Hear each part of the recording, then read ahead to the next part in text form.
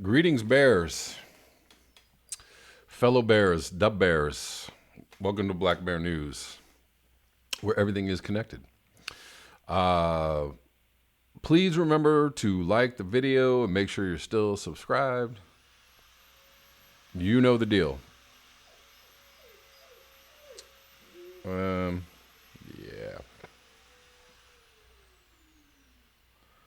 Let's see. I'm getting some crappies in my stream. I'm sorry. Hold on. It should clear up. Hello all. Hello, early chatters. Welcome in. Welcoming.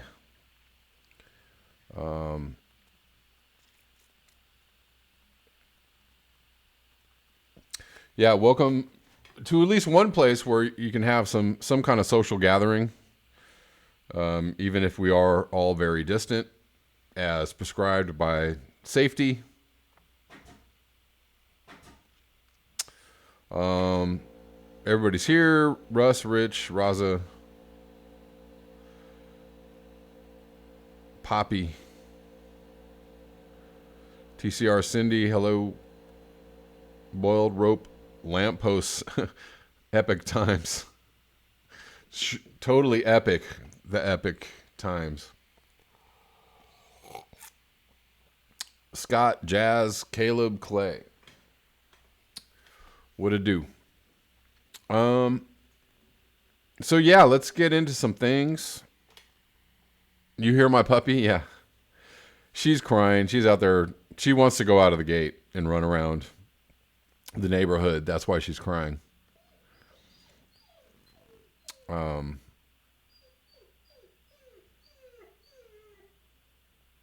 Distant in space only, Poppy. Aw, thank you. Thanks for the heart. All right, so let's get into some things. Today, I'm just kind of covering the ways in which things are getting weird. But let's start with some climate stuff. This is not it. So, Cuba sets an all-time national record high temp for the third day in a row. I got one eyeball in here. I can actually make this so it's not covering up part of my face, but I wanted y'all to see this.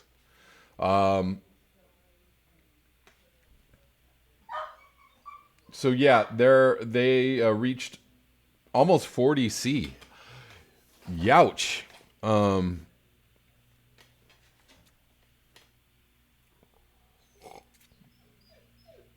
Let me see. What is that again? Minus, I don't know. What is that? 114 or 15 or something like that? Fahrenheit? I want to say my math is correct. Somewhere in there. That's real hot. So on the 12th of April, it looks like they got 39.7 C. For the third straight day.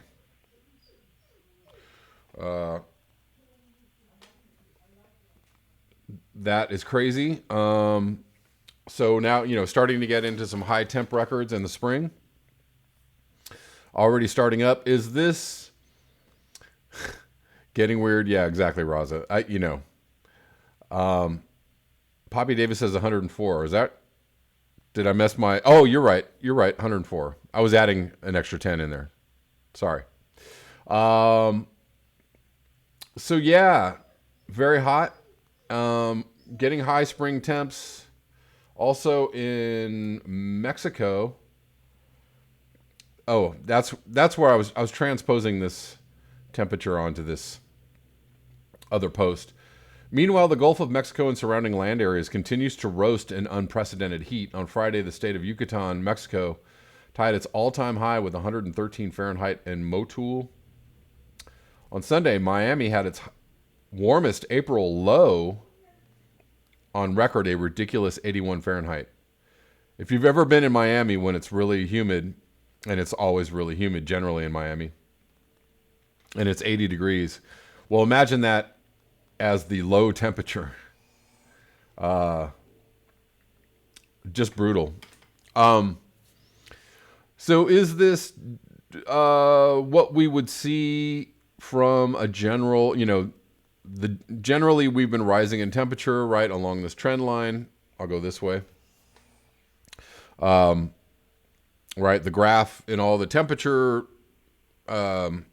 measurements for the last, 5, 10, 20, whatever years has been going like this. So is this just just another high temp that we're going to see posted in 2020? Or is this a result of, is this also compounded by a lack of aerosols in the air? Are we going to see even more high temperatures this year? I don't know.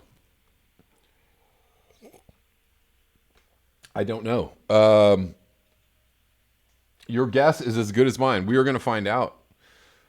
That's really all we can do is speculate on whether the lack of aerosols in the air are going to add to much higher temperatures.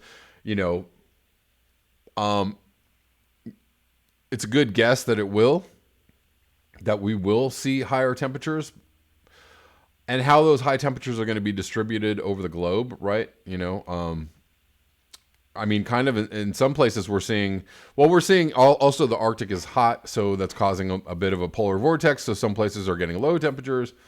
But again, Rich Diana says higher nighttime lows is consistent with global warming, indeed. And that's actually what led to the whole, some of the evidence of the aerosol masking effect that was gathered after 9/11 when all the planes were grounded, right? So we can only guess what this summer holds in store, this year holds in store for us. Are we going to see massively higher temperatures, or are we going to just see higher temperatures consistent with the trend line of global warming? I don't know. Hold on to your seats because it's likely to get very hot. This year, again, we are not in an El Nino year. This doesn't bode well for, we've been setting record temps outside of El Nino years. The temperature continues to go up consistently. So the next time we do get an El Nino, we're going to just get much higher temperatures. So that looks like that's going to happen as well. Anyways, let's move on. So again, the entire pandemic situation, everything that's going on is, leading to a lot of people feeling like they don't really know what's happening, and conspiracy theories are everywhere. Alternative theories to what is really happening, alternative theories to the official story of what's really going on are cropping up. I prefer alternative theories because, conspiracy theory to me is a bit of an epithet. It's a bit of like an invalidation of somebody's ideas or thoughts around what's really going on. I think people have legitimate questions. They may not have the best answers, but they have legitimate questions. So I tend to try and not, poop all over people's legitimate fears and questions about what's really going on by calling them conspiracy theorists or conspiracy theories. But, there are all kinds of conspiracy theories on the right and the left anyways. This is kind of some of the stuff I'm seeing on social media. So somebody posted this article saying Roger Stone says Bill Gates may have created coronavirus to microchip people. So, right, the name Roger Stone, a lot of people have an aversion to Roger Stone. They immediately link him with the Trump administration and with right-wing craziness and with Alex Jones, et cetera, et cetera. And rightly so. But we just watched a video yesterday with Bill Gates saying that, you might need a certificate of vaccination in order to travel, in order for borders to be opened up, probably in order for people to get jobs or employment or go to school. That's not a conspiracy theory. Is this going to end up getting people microchipped? I don't know. I don't know if that's the same thing. Having to have some kind of certificate of vaccination is not the same as getting microchipped, but it's not, the space between the two is not much. So anyways, there are people posting this saying like, yeah, we believe this is what's really going on. Are they wrong? Are they that far off? Conspiracy theory or not, this is what's in the mind of a lot of people. And can you blame them? Can you blame them? Here's another, this is a conspiracy theory from the left. If you're a progressive, lean Democrat, or have ever shared anything that has questioned Trump's presidency, you will be attacked with messages by bots to encourage you not to vote for Biden or not to vote. Please be aware that this is reality. So, I have a lot to say about this. The whole idea that Trump was elected by Russians or by bots, or that, all dissenting voices on the left, people who didn't come out and vote for Hillary, people who were Bernie supporters who decided not to vote at all, even people who were Bernie supporters who decided to go vote for Trump. All of that was blamed on Russia and on bots, completely invalidating people's actual feelings, right? The idea that somebody might say, I don't like the DNC so much that I'm not going to vote this year. I don't like Hillary Clinton and what she stands for so much that I'm going to sit this one out. Or I might see Trump as a better alternative. They're saying that this is such an insane idea that people might have all by themselves, that people might actually have minds of their own and feelings of their own and make up on their own, make their minds up on their own to do something that people don't like, that they're somehow controlled by these nefarious forces. Or even these bots are, right-wing plots, There's very little evidence that this is true. Is this happening to some degree? Sure. I'll give it some validity. I'll give some, the Republican Party is famous for trying to mess with elections, trying to disenfranchise voters, trying to take down locations of polling places, trying to gerrymander. They're not above or below doing anything possible to, steer voters or steer an election to their side. And that's, completely legitimate that they are doing whatever they can to win an election. That doesn't mean that Democrats aren't doing the same thing. They are, they're actually behind a lot of voter disenfranchisement, right?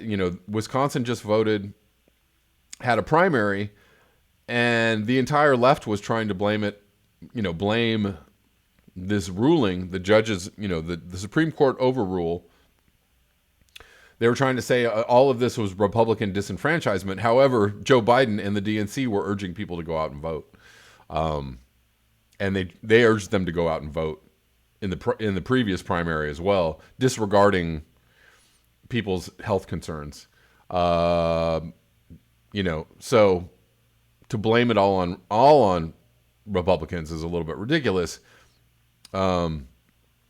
People rightly had concerns about their health,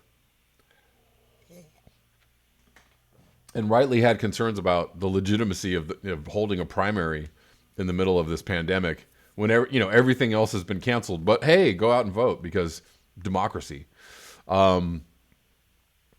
Anyways, the problem with this conspiracy is that people all over my timelines, all over my Twitter and all over Facebook are like, I'm not voting for Joe Biden. I'm just not. This is not, regardless of how I feel, right? I'm not even telling you guys how I feel about it. You probably know, or maybe you don't know. But however I feel about Joe Biden and whether I'm going to vote for him or not, I'm telling you, I'm seeing a lot of people saying, nope, not going to do it. Not going to happen. You fooled me once. Maybe you guilted me last time into voting for Hillary, or maybe you didn't. But to run the same game plan on Democratic voters, and convincing them that it's legitimate when a lot of people feel like it's completely not legitimate. To run this game plan and then insist that everybody vote blue or vote for Biden, or you're a very bad person, or you're, a Trump sympathizer, is completely, and not only is it just wrong, it's slightly, I put it on a level of abuse. I actually experienced some of this abuse in 2016 or 2017. I was a vocal Bernie supporter. I was a vocal anti-Hillary person. I ended up voting for Jill Stein. And people, after Trump was elected, people were not shy in letting me know that they thought that somehow I was responsible for Trump getting elected. Not even considering the fact that I live in California. So it didn't matter whether I voted, Hillary won California. A majority of the extra 3 million votes that she won were all in California.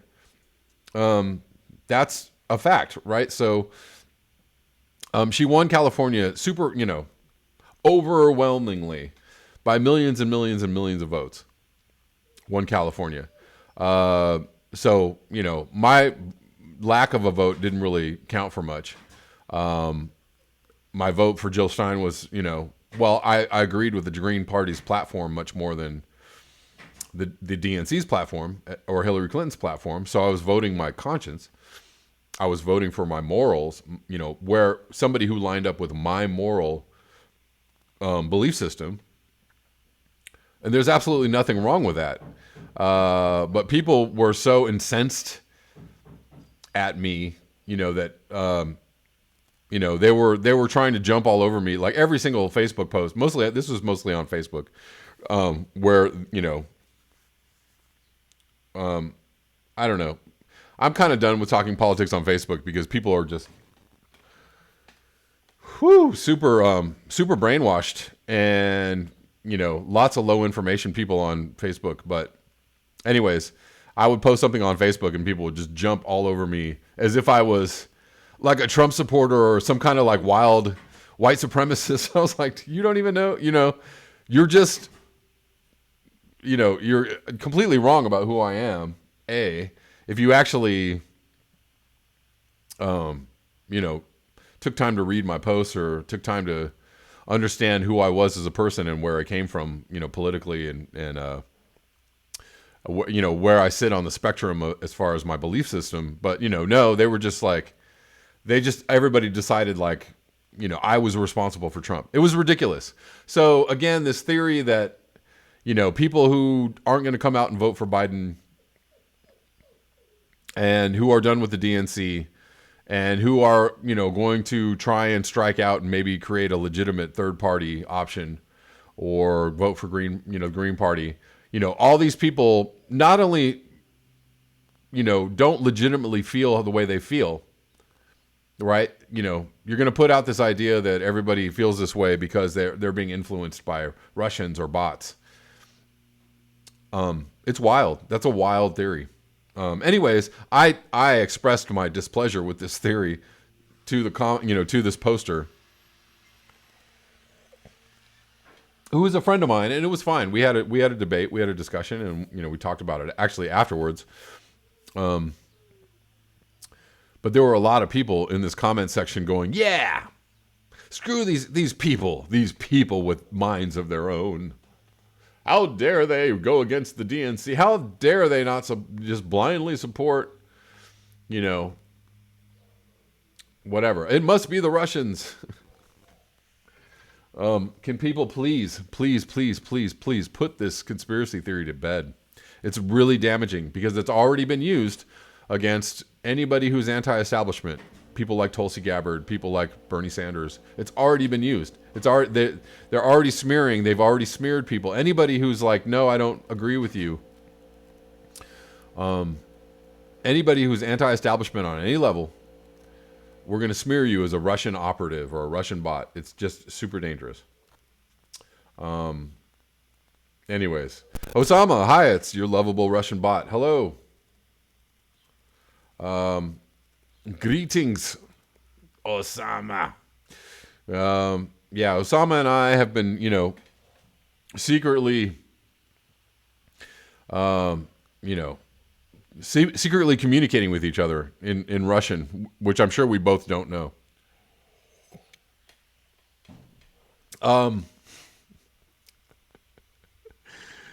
Anyways, more fun things to look at. So again, in the same vein, they call Bernie supporters a cult. It's hilarious that they call Bernie supporters a cult because all the Bernie supporters I know are not not supporting Bernie endorsing Joe Biden, and no longer. A lot of them have left. Bernie dropped out. He stopped fighting for his cause. He's supported Joe Biden.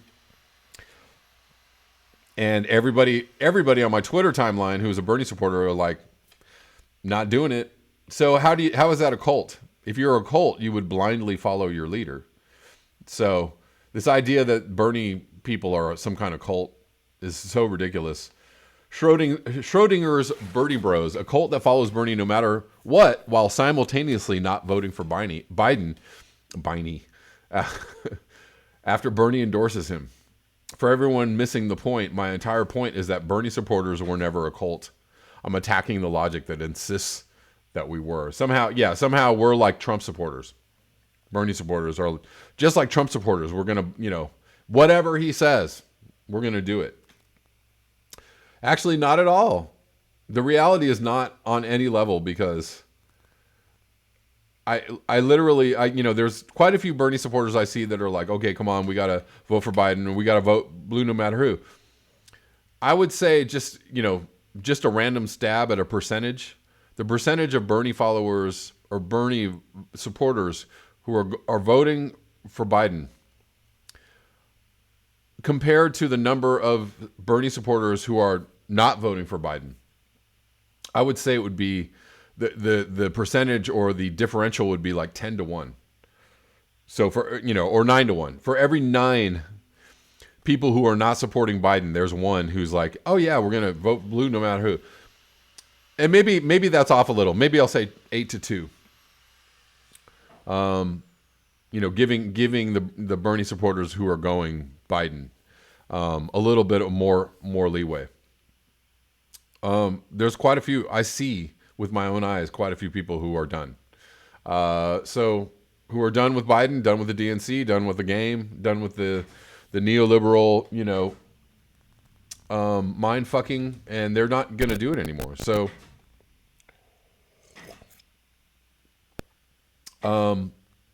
it's your choice, right? If you believe that Trump is that, the threat that needs to be stopped no matter what, and you're going to vote for a walking, talking automaton of Joe Biden and, whatever, that is your right, your privilege. That is, that is in your heart. That's the right thing to do. I think that you should do it. I'm not going to shame you or blame you for doing what you think is right in your heart. Please don't do that to people who are like, no, I can't get myself to do this thing that I don't want to do, that I don't believe in. So let's move on. Again, more, along the same lines, for me to endorse Biden, he'd have to convince me he didn't sexually assault Tara Reid, and then somehow convince me he truly supports Medicare for all, the Green New Deal, and eliminating all student and medical debt. If he doesn't, he won't beat Trump anyway, so spare me the vote shaming. Exactly. Do we have any more? Well, let's move on. We'll come back to that other story I wanted to talk about. Yeah, so I don't think that, again, my own personal feelings is that are that, I think that the DNC, the Democratic Party, has gone a very long way in destroying itself. So, there are a lot of people that are not going to support Biden and not going to vote for Biden. And, I think that eventually, the Democratic Party will have to figure out that they cannot, run this sham of a primary. This is 2 primaries in a row where people have felt like they've been disenfranchised, that a lot of funny business went on, that there was a candidate that was just kind of, shoved down people's throats that they didn't agree with, that they didn't support, that they were just a figurehead, and the entire party was, putting all of their support behind this figurehead that nobody believed in, and insisting that, this was going to be the winner, and now that they're the winner, you must vote for us or else you're very bad people. So, and people are just kind of really done with that narrative. Rightly so. So,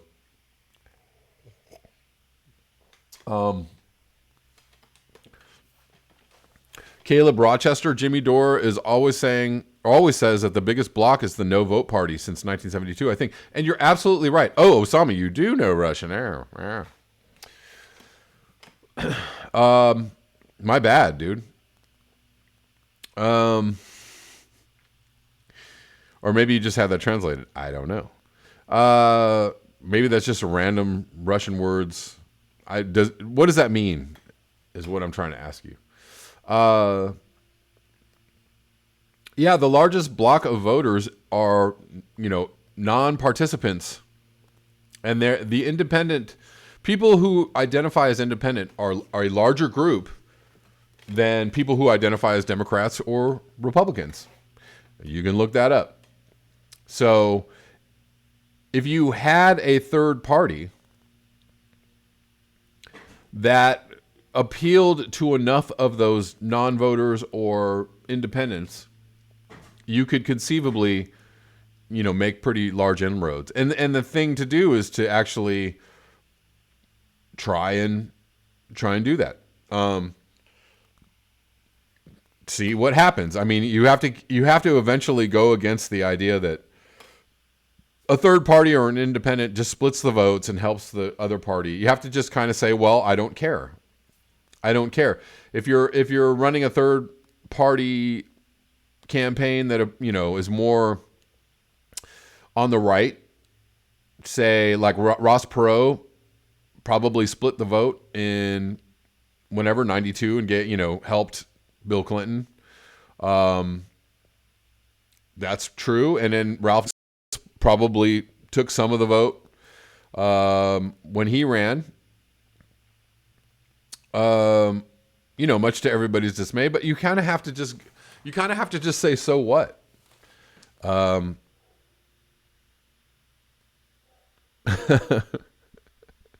Exactly. Osama says it means want to buy an election. Okay. Very good. Yeah, you're gonna have to just go against that idea, or go against all the outrage and the pearl clutching. Oh my God, how dare you? And just go forward.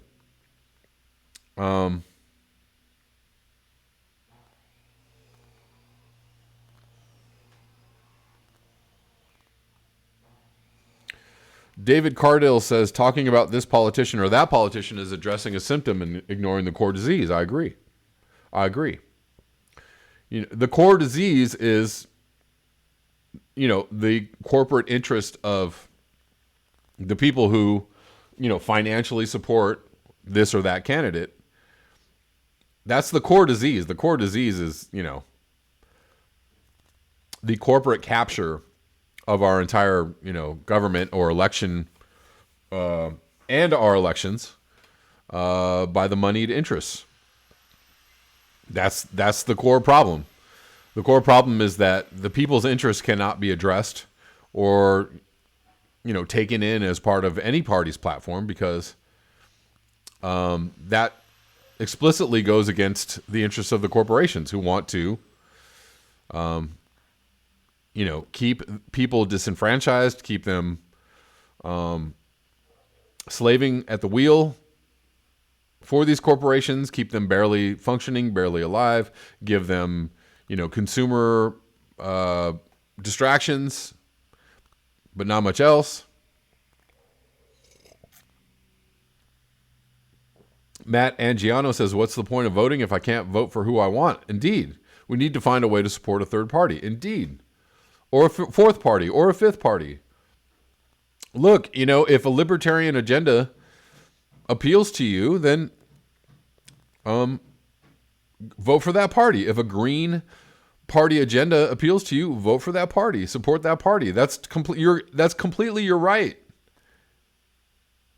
That is completely within your rights.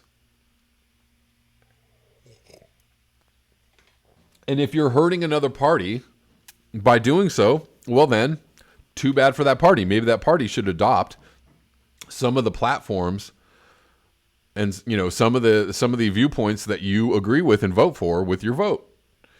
That's the way that they might actually become relevant. Yes.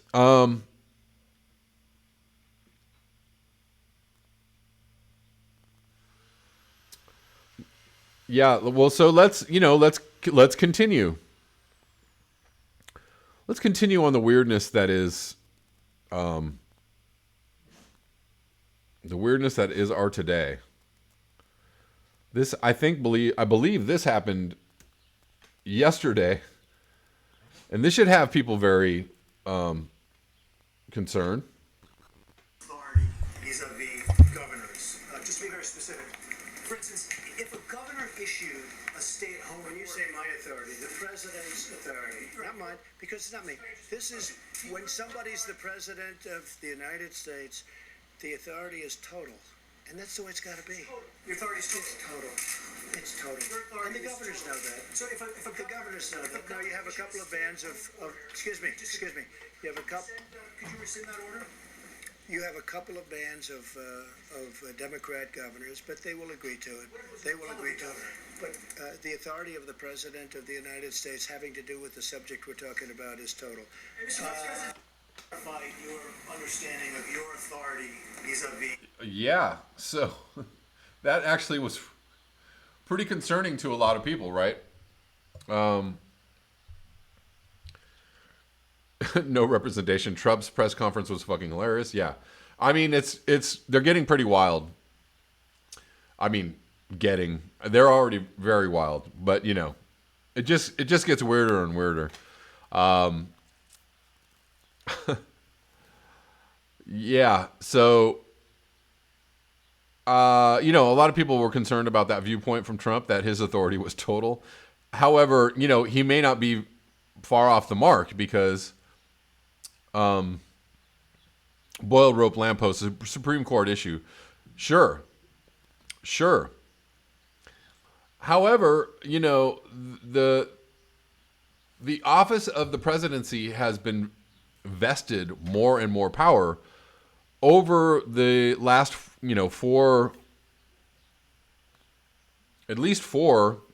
three presidencies, starting with Bush. The position of president has been given more and more power. That's why executive orders are so popular right now and so powerful right now. The president has been given much more authority to act autonomously, without being put into check by Congress and the courts. That's just true. So, when Trump says stuff like that, it's frightening. It's also the truth that has been, passed through the last 3 presidencies. So, Bush was granted more and more power, more authority. Obama continued that line of the president accumulating more power and more authority. He did not scale that back. He furthered that agenda.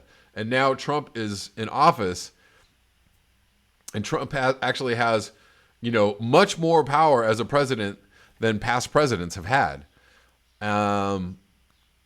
Creating a situation that is, not good. Caleb Rochester, emergency powers. Exactly. The president has authority to enact all kinds of stuff through emergency powers. He does actually have quite a bit of authority, and that is a very scary thing, considering that Trump is the president. So, but the scary thing is, where is this going? Where does this lead to in the immediate future? Considering what's going on with the pandemic, considering what's going on with lockdowns, considering what's going on with stripping of civil liberties, et cetera, et cetera, et cetera. Kuro hikes. We have been in violation of the Constitution for decades. Indeed.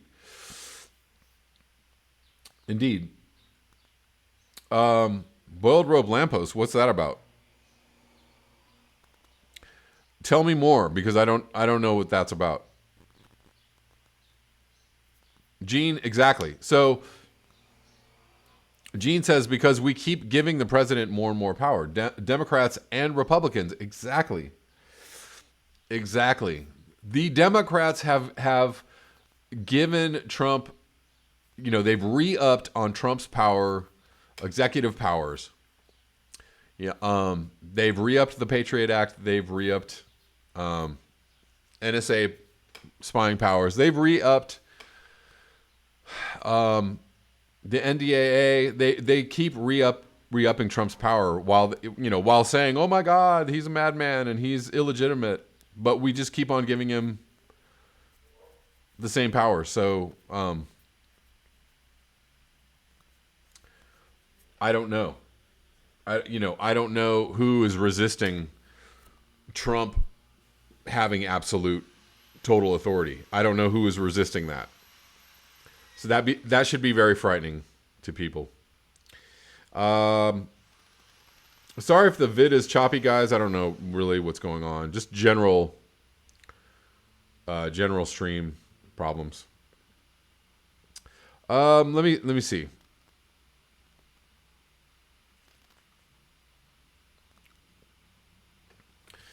Okay, so going back to talking about, we're gonna talk about Biden for a little bit, just for a second.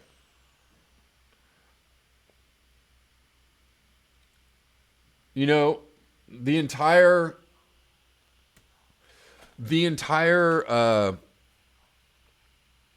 liberal media has been giving Joe Biden a pass on this Tara Reade story.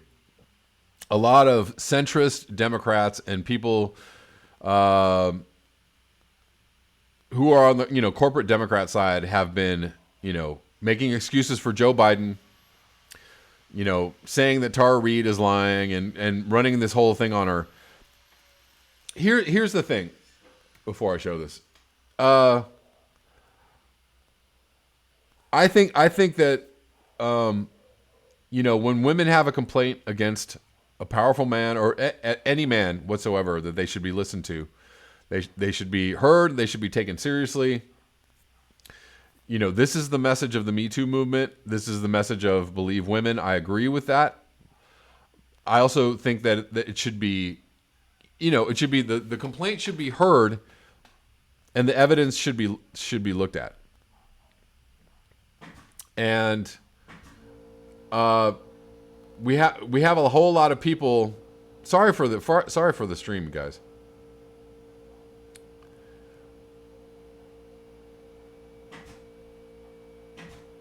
There's a lot of noise outside, which is why I can't open this thing right now.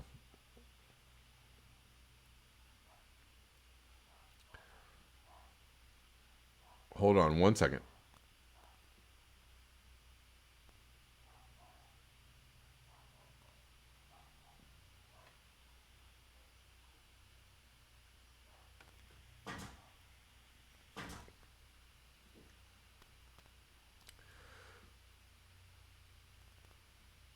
Arg. Exactly. Boiled rope lamppost. Biden is a nicer sociopath than Trump.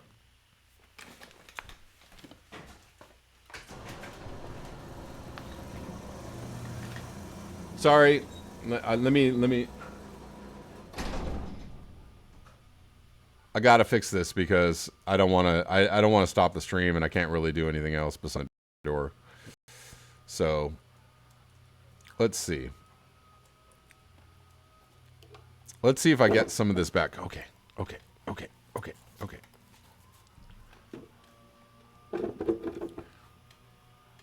I'm like barely getting a stream, guys. Sorry.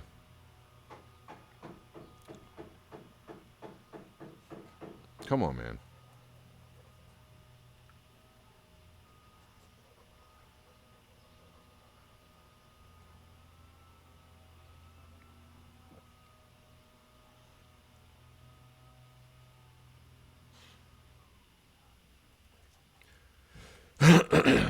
Sorry, guys. Something is happening to my stream here.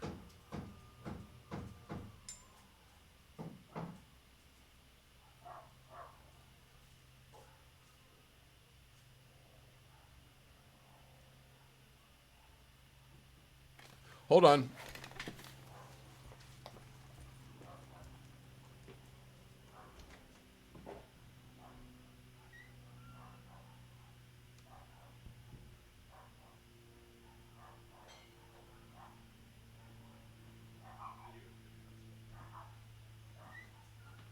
I know.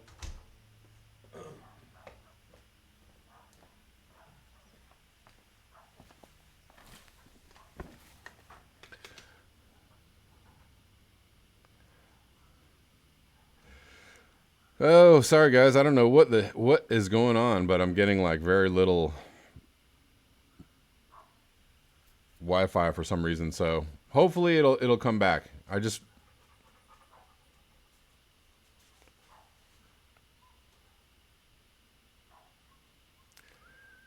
Gates just dialed in exactly. All right. So hopefully this is back, at least on some level.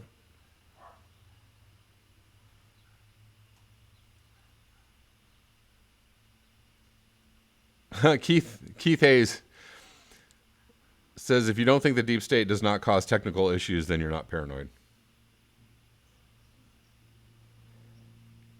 All right. See, I seem to have gotten something back. Or not really.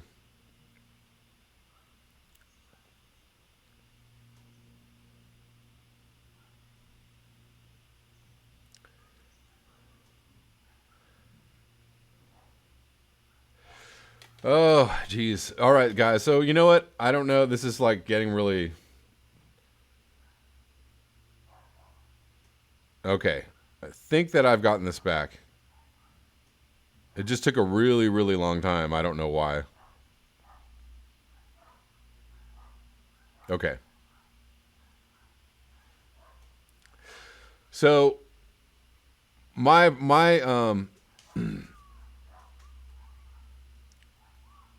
you know, I have serious concerns about Biden, but one of the things that really pisses me off is that he has been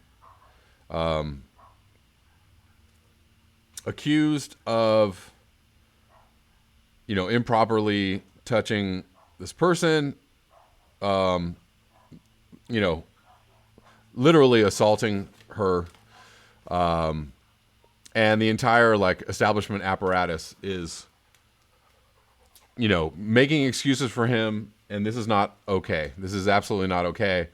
And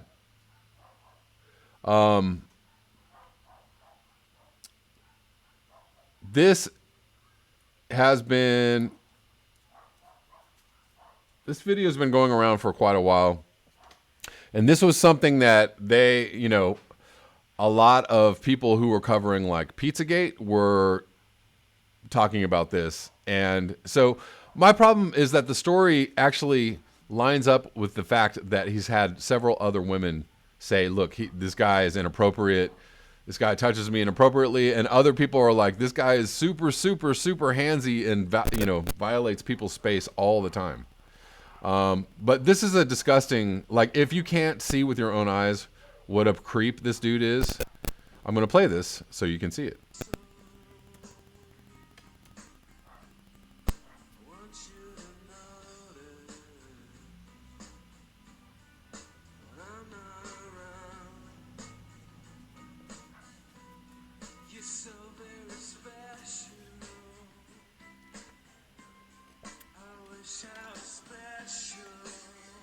What is that?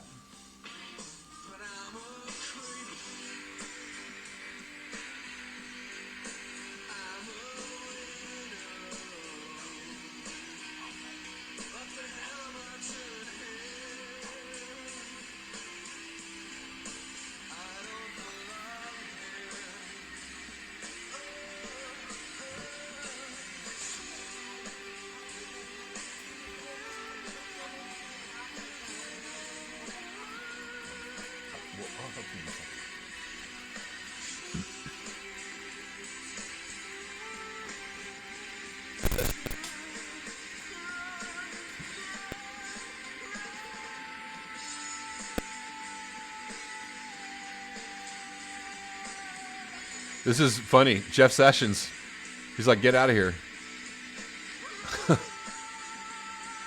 Get out of here, you creep. Anyways. If you watch that video, if you are watching that video and you cannot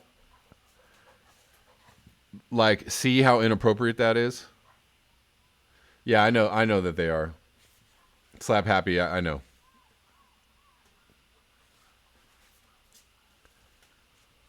I just, there's too much evidence showing that this is a pattern of behavior for him. Right? So that's totally different from like one person saying this happened and nobody was around and nobody saw it and it's just my word against him. It's totally different than, you might feel that this would be something that people could explain away or excuse, or say, oh, that's not that's just whatever. That's not just whatever. That video is not just whatever. All those things that he's doing there are super creepy and weird. Thank you for the super chat, Kuro Hikes. Corporations run the show, indeed. And I got another super chat from Kuro. Joe the Finger Biden. Yikes. Yeah, I just needed to show that to you guys because that kind of behavior is absolutely gross, inappropriate, and again, it's a pattern of behavior. Here's another problem with Biden. Biden sides with Big Pharma against plan that could make coronavirus vaccine affordable. So, he's so much different than Trump. He's totally like here to help people.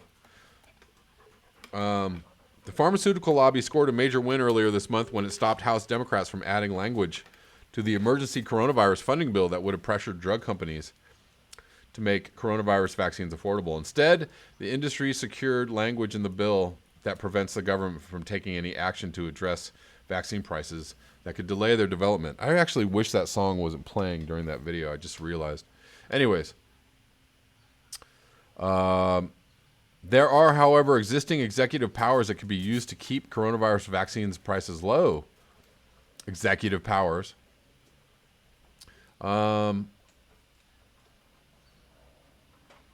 So unlike many of the leading Democrats who ran in the presidential primary, former Vice President Joe Biden has not embraced the use of Marchand rights against pharmaceutical companies. In October, that's because he is beholden to the pharmaceutical companies. They have, funded his campaign. So, obviously he can't say anything. Joe Biden's campaign and the outside groups backing him have taken over $1.34 million from the pharmaceuticals and health products industry, according to the Center for Responsive Politics. For context, Trump has received $752,000. Sanders received $422,000. That's a little weird to me because I thought he didn't take money from these people. The pro-Biden super PAC Unite the Country has spent over $11.8 million supporting Biden so far, is led by multiple individuals with ties to the pharmaceutical industry. Well, there you go. So if you think that Joe Biden is going to get into office and do anything for you, no. The answer is not at all.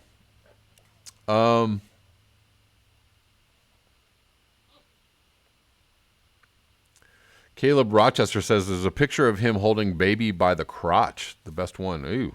Ugh. Yeah.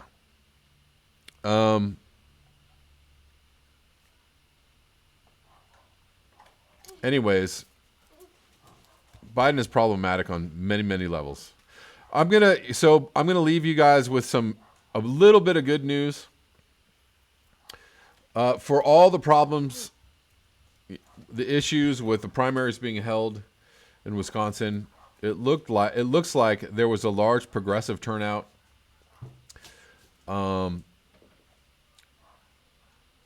They oust a Trump-backed jurist, so apparently they voted out a right-wing Supreme Court justice who was backed by President Trump.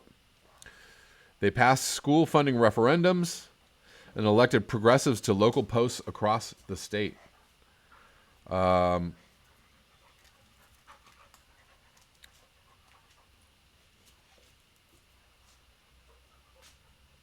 So there was a lot of attempts by the GOP to suppress votes and steal Wisconsin Supreme Court election. Judge Jill Karofsky prevailed. There's other interesting things in here.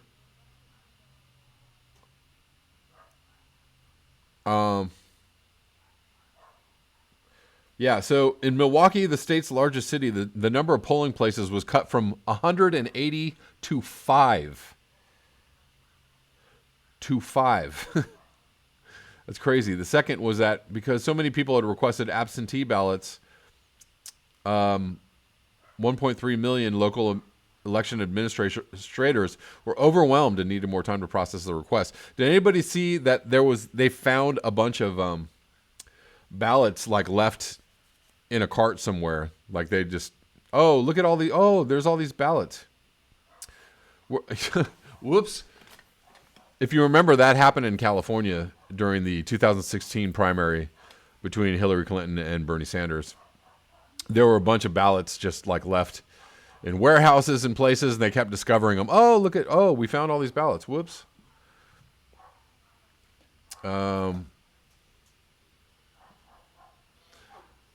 There was something in here about a working people's party or working families party. Sorry if I lost it, guys.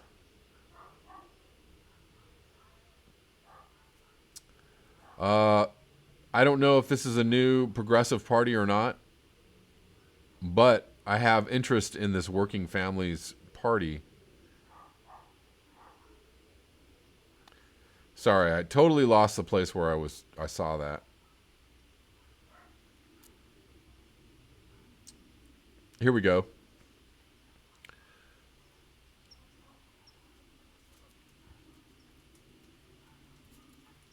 Progressive candidates, the Working Families Party hailed victories for local posts in Milwaukee, Racine, and Dane County.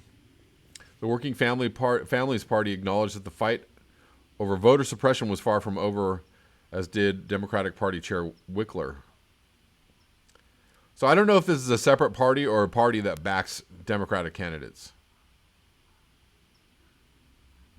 But anyways, there were a lot of like progressive wins in Wisconsin, a lot of wins for Democrats, and this Supreme Court justice was removed. So that is on the positive.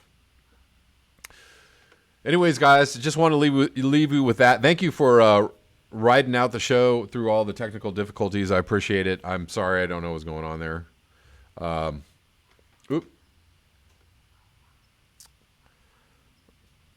General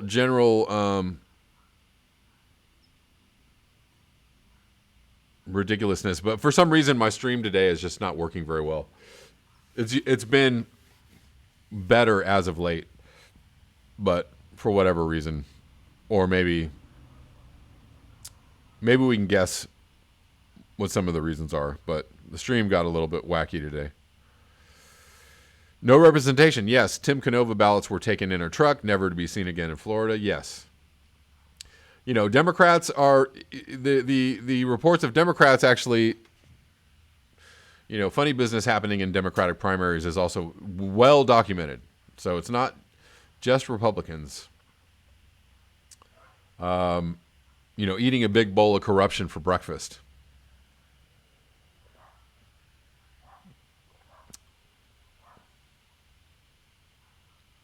Keith Hayes says, how about the Happy Bear Party? I don't know. I always kind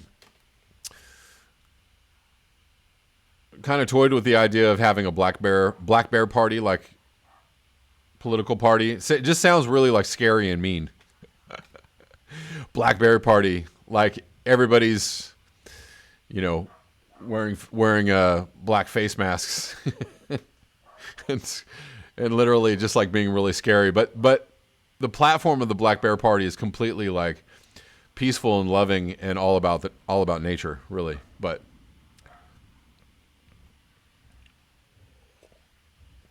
anyways, guys, I'm going to see you tomorrow. Thank you for hanging out with me today. Hopefully the stream will be much smoother tomorrow.